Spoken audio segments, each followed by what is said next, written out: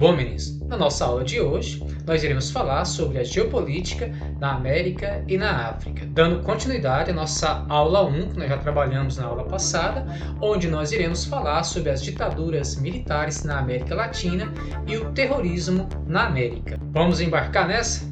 No século XX, uma série de ditaduras, sobretudo militares, desenvolveram-se na América Latina. Diferentes países do Caribe, América Central e América do Sul tiveram experiências ditatoriais marcadas pelo terrorismo de Estado, quando o próprio Estado promove ações de terrorismo contra a sociedade. Essas ditaduras foram fortemente influenciadas pelos Estados Unidos, que encontraram nesse caminho uma forma de manter o continente americano sob a sua influência e evitar que a experiência cubana se repetisse em outros locais. Um dos primeiros golpes a serem apoiados pelos norte-americanos foi o que aconteceu no Brasil em 1964.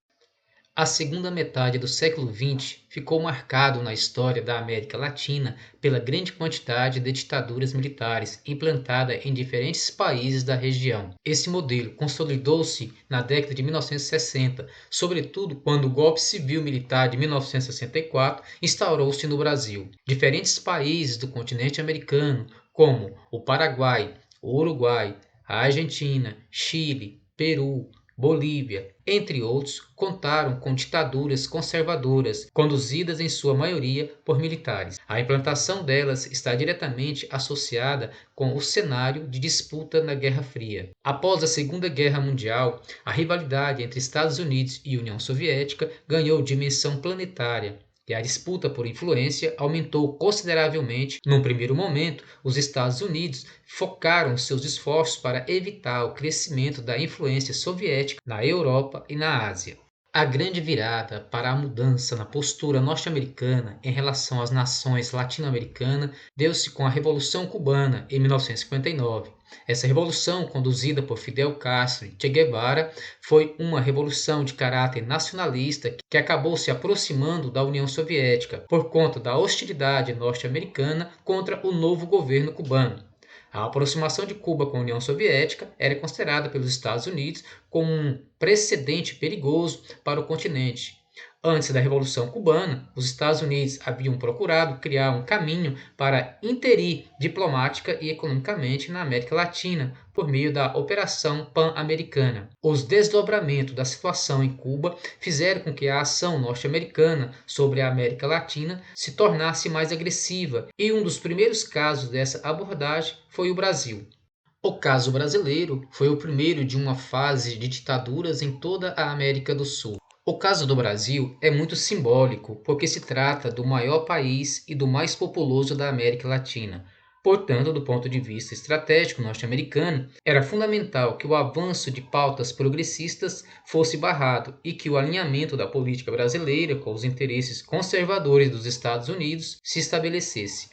Outro país caribenho que sofreu com as intervenções estadunidenses antes e durante a Guerra Fria foi o Haiti. Trata-se do primeiro a abolir a escravidão e a se tornar independente na América, mas teve um histórico conturbado em todo o século XX. Diversos presidentes foram assassinados ou retirados à força do poder. Entre 1915 e 1934, o país esteve sob a ocupação dos Estados Unidos, que alegavam a defesa de interesse na região.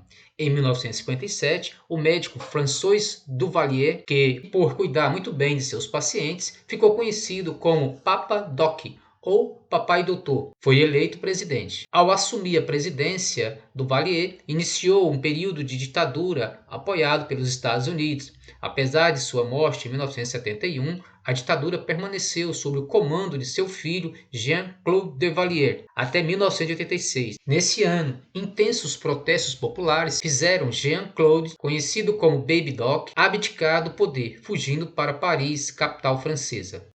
Na virada do século XX para o século XXI, o Haiti permaneceu vivendo com diversas crises políticas e revoltas populares, o que impediu o fortalecimento de suas instituições e o desenvolvimento da economia. Em 2004, após um período de insurgência e a deposição do presidente Jean-Bertrand Aristide, a ONU interveio de maneira direta no país, visando a assegurar a transição para um processo democrático e garantir a segurança e o funcionamento das instituições básicas. Assim, foi criada a Missão das Nações Unidas para a Estabilização do Haiti, formada por cerca de 6.700 soldados de diferentes nacionalidades, cujo comando foi assegurado ao Exército Brasileiro. A missão foi oficialmente encerrada pela ONU em abril de 2017. Em 2010, quando ainda estava sendo realizado diversos esforços de pacificação no país, um terremoto de magnitude 7.0 na escala Richter ocorreu nas proximidades da capital, Porto Príncipe, destruindo boa parte da cidade e vitimando milhares de pessoas. Um furacão em 2016 afetou 2 milhões de habitantes. O país tenta ainda hoje se recuperar dos impactos resultantes desses eventos. África, no contexto da Guerra Fria. O período da Guerra Fria na África foi marcado principalmente pela descolonização. A partir de 1956, intensificou-se o número de colônias na África, que iniciaram um processo de independência, configurando diversos novos países. Estes, por sua vez, conservaram quase intactas as fronteiras coloniais, já estabelecidas pelo colonialismo europeu. A maioria dos governos que se instalou após a saída dos europeus era formada por oligarquias, muitas vezes mantinham relações indiretas com o colonizador. Assim, permanecia a exploração dos recursos africanos com baixos salários e condições de trabalho por vezes degradantes, prolongando as condições precárias de vida predominantes entre a população. Para piorar a situação, diversos países da África deflagraram guerras civis. De um modo geral, os conflitos e guerras civis nos países africanos foram causados por uma combinação de componentes ideológicos, econômicos e étnicos.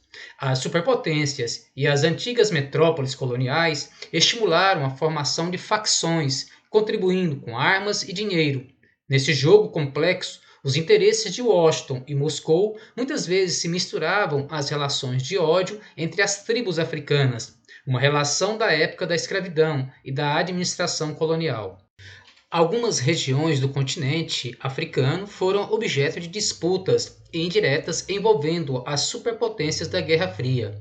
Quando Guiné-Bissau, Angola e Moçambique, ex-colônias portuguesas, influenciadas pelos ideais da Revolução dos Cravos, tornaram-se independentes e se aliaram ao Bloco Socialista em 1975, a União Soviética lhes forneceu apoio na tentativa de expandir, com base nesses países, sua área de influência em espaços ricos em recursos naturais. Por muito tempo, o principal aliado do bloco capitalista na África era a África do Sul, em certos aspectos, o país mais desenvolvido do continente, e ao mesmo tempo um dos menos democráticos, já que estava sob o regime de segregação racial, o apartheid. Boa parte dos conflitos ocorridos no continente durante a Guerra Fria, como a independência da Namíbia, teve envolvimento direto de tropas de Angola e da África do Sul, cada qual agindo com apoio de uma das superpotências. Na porção setentrional da África, o interesse girava em torno das importantes jazidas de petróleo. O norte do continente, em virtude de sua posição geográfica, voltada para o mar Mediterrâneo, sempre manteve relações diretas com a Europa, as quais remontam ao período de expansão territorial do Império Romano. Países da região, como Líbia e Argélia, têm jazidas petrolíferas e exportam esse produto principalmente para países europeus, e no caso da Argélia, norte-americanos. Ambos são membros da OPEP, Organização dos Países Produtores e Exportadores de Petróleo, organização que tem forte poder de influência sobre os preços mundiais do petróleo, que, durante o período da Guerra Fria, desencadeou crises no mercado mundial desse produto, em 1973 e 1979, com a elevação abrupta dos preços praticados. A União Soviética manteve relações de grande proximidade com a Líbia e o Egito, este último enquanto foi governado pelo nacionalista árabe Gamal Abdel Nasser entre 1918 e 1970. O envolvimento de outros países africanos na Guerra Fria também se fez presente por meio de conflitos e guerras civis. Países como Angola e Moçambique tiveram boa parte de suas terras férteis inutilizada após as guerras civis que sucederam à independência, uma vez que houve instalação de milhares de minas terrestres pelos grupos em conflitos. América e África na nova ordem mundial. O fim da Guerra Fria possibilitou transformações e criou oportunidades a muitos países da América e da África. A desintegração da União Soviética deixou os Estados Unidos na condição de única superpotência hegemônica global, liderança que nos últimos tempos tem sofrido concorrência cada vez mais acirrada por conta principalmente da ascensão chinesa. No entanto, se a China e a própria União Europeia representam rivalidade do ponto de vista econômico, o poder de influência política e especialmente militar dos Estados Unidos ainda é hegemônico. Por exemplo, em 2014, segundo relatórios divulgados pelo Instituto Internacional CIPRI, dedicado à pesquisa sobre conflitos e armamentos, os investimentos militares dos Estados Unidos foram 3 vezes superiores ao da China, o segundo país que mais investiu naquele ano, além de totalizarem um valor similar à soma de todos os demais países do planeta. A influência sociocultural dos Estados Unidos também atinge escala global. São várias as modas, tendências criadas pelo país em áreas como literatura, música, cinema, alimentação, vestimenta e entre outros, que se espalham pelo planeta. Os Estados Unidos são exportadores mundiais de seu próprio estilo de vida por meio do consumo em massa de produtos, bens culturais e serviços. Por isso, a sociedade estadunidense passou a simbolizar mais que qualquer outra sociedade o modo de vida ocidental. O país tem enfrentado grandes desafios por conta do terrorismo do século XXI. Em setembro de 2001, o sequestro de 4 aeronaves comerciais por terroristas para lançá-las sobre pontos importantes dos Estados Unidos, como os edifícios de complexo comercial World Trade Center em Nova York e o Pentágono, principal complexo militar do país, localizado próximo da capital Washington, chocou o planeta. Desde então, o combate a grupos terroristas inspirado pelo extremismo religioso tem sido prioridade da política externa estadunidense, atuando em países como Iraque, Síria, Afeganistão, Paquistão, Somália, entre outros. Em 2001, os Estados Unidos iniciaram um processo de captura dos líderes do grupo fundamentalista islâmico Al-Qaeda, que tinha sua central de operação no Afeganistão, onde contavam com a proteção do regime de outro grupo fundamentalista, o Talibã.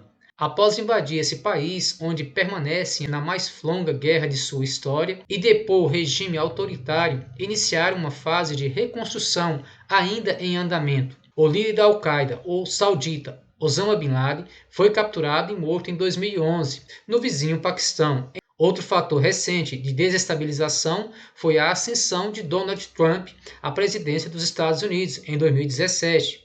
Considerado pouco propenso à diplomacia, seja com seus desafetos, seja com nações historicamente aliadas, como é o caso do México, Canadá e diversos países europeus. Bom, pessoal, ficaríamos por aqui nessa aula. Na próxima, a nossa aula 3, iremos finalizar esse assunto que nós já começamos. Então, até lá!